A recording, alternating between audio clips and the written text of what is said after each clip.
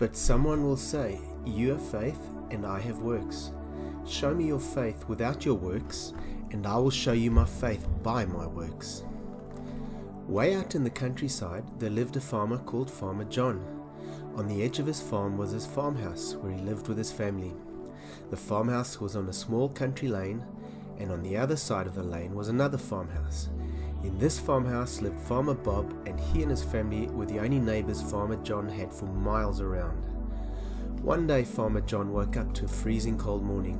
He looked out of his back window and saw his farmlands covered in ice.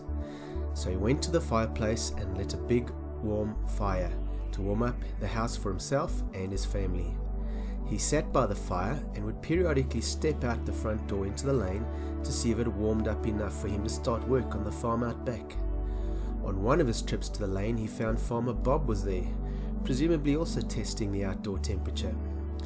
"How are you this cold morning?" shouted Farmer John. "Bitterly cold," shouted Farmer Bob. "Your family must be freezing." "What makes you think that?" asked Farmer Bob. "Because you've not got your fire on." "How do you know that?" "My door is shut and you can't see into my house," responded Farmer John, somewhat defensively. "I can see there's no smoke coming out of your chimney." "Ha! Smoke doesn't make you warm, it's fire that makes you warm." "I know," responded Farmer John, "but if you had a fire going, there'd be smoke coming out of your chimney. Look at my chimney. It is smoke pouring out of it thanks to the big fire burning in the fireplace." And so it is with faith and works.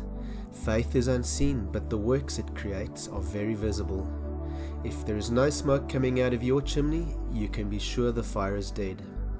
For as the body without the spirit is dead, so faith without works is dead also. James 2:26.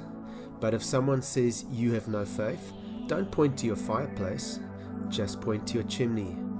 As James says, "And I will show you my faith by my works."